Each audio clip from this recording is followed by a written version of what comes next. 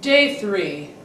And today's stories will center on what do pastors' kids do when they're locked in apartments all day long after school when there's nothing to do?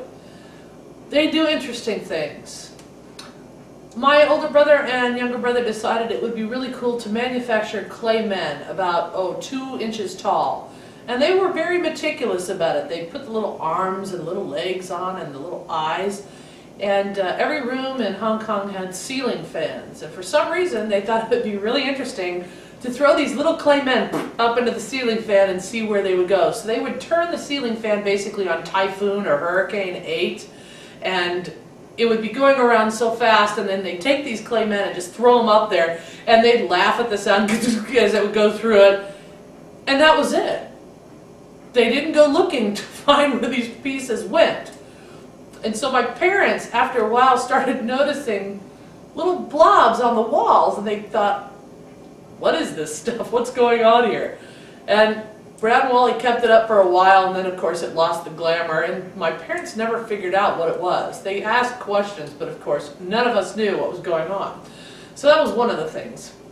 Another thing was one evening when we didn't have a babysitter, because Wally by this time was 13 and was capable of taking care of Brad and I. My mother had 24 Thai silk roses. They were on these green stems, like wire stems, but covered with Thai silk.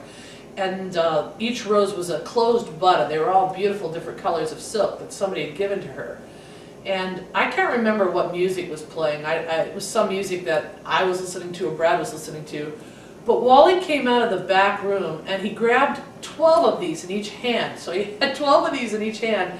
And he started just walking around the room going, Chubba stick, Chubba stick, Chubba stick, Chubba stick. And then he found Brad and he just started beating on his back, Chubba stick, Chubba stick. And Brad, of course, starts running around the apartment. And Wally's running after him with the Chubba sticks. And wasn't that funny?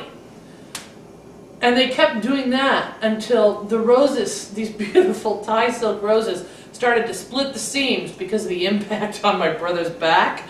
And the cotton that was inside started to become visible, but Wally and Brad never noticed that until, of course, it was brought to their attention by my parents. And I felt very constrained to rat them out on that because it just wasn't cool that they ruined these things. Although I have to admit, I laughed the entire time Wally was walking around saying Chubba sticks. This, of course, was a 13-year-old who was supposed to take care of us and be the responsible one. It was at that same time that Wally decided to do something called bear traps. And he would lie flat on the floor on his stomach with his hands forward and his legs back. And what the game, this game, he made this up, was Brad and I had to walk a figure 8. We had to walk around his hands, come around, step on his butt, walk around, go through his legs, and go just make a figure 8 around those 3 things. And of course the goal for Wally was when you walked over his rear end, he would shake it so you'd fall, and he'd laugh at that. And then of course the other thing was when you'd go through his arms, he'd try to grab at your feet and your socks and make you trip and fall. And then you'd come around the rear end again and hopefully make it over. And then when you went through the legs, his legs would thrash up and down like that. For the longest time, we looked like abused kids because we had bruises all up and down our legs. And my mom couldn't figure where they were coming from. And so finally she asked, and I said, well, we were just playing. So she never went any further than that. Bear traps lasted for a while until it got really, really painful. And then Brad and I got smart enough to call it off. So then that forced Wally's mind into coming up with another game that was more suitable to hurt us. And that's today's short stories. Today's not well-known fact about Mr. Kuhn is this. Mr. Kuhn has to have the radio on when he drives. There's got to be white noise in the background, and usually it's NPR.